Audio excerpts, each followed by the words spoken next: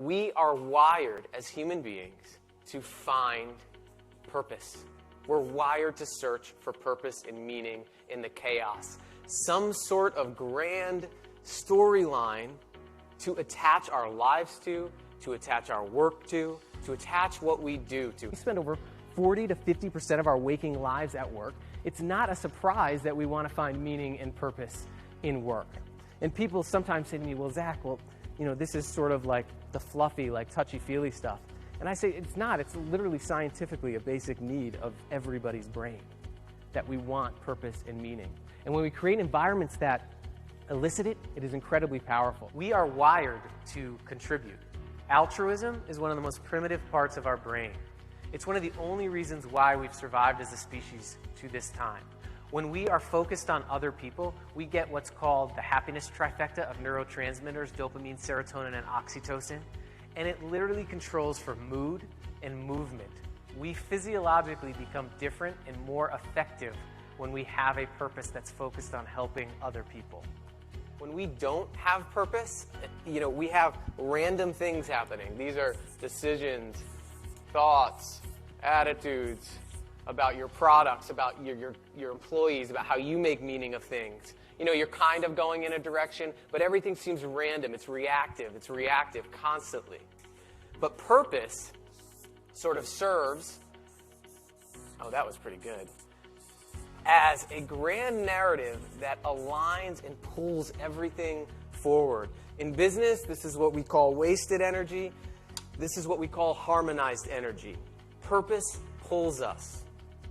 What if people didn't live for 2/7 of their lives, the days that began with the letter S?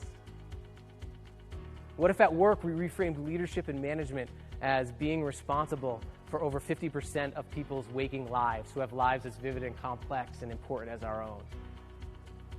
What would society be like? What would the world be like? Well, you'll be surprised that there are these mini stories, these moments of meaning embedded throughout all of our work. What happens, though, is the routines and the pressures of life lock those away often, and we subscribe to another narrative. Like, oh gosh, is it almost the weekend yet? Or we damn the bureaucracy, or we talk about a supervisor. What if we reframe that narrative and start telling these stories of impact? I'm going to give you an example. I was working with a supply chain management company here in Denver.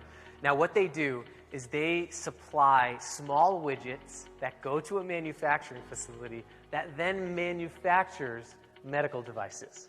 So 3 steps removed from a even semblance of a human being. And I went into this hotel ballroom, and they were miserable. This group, you could just feel it. And I always say this, when you live by results, you die by results. They had a horrible financial quarter, and they were just dead inside. You could just tell, feel it.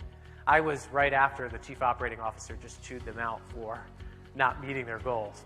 So I go in, and they're all sitting, looking at their phones. You could just feel it. And one guy even said, oh gosh, I hope this guy's not boring.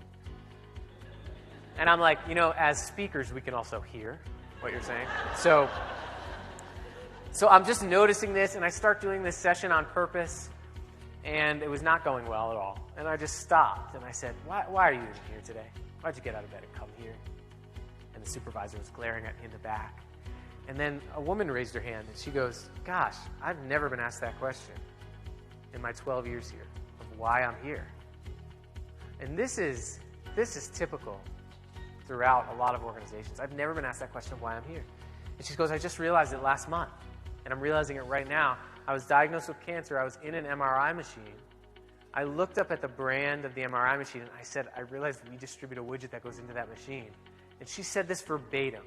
I realized in that moment that my job has existed for the last 12 years to save my own life.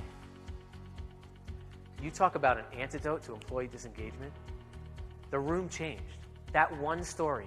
Everybody started crowding around her. They were like, yes, this is why we're here. Because when people ask why of us, they're seeking an explanation.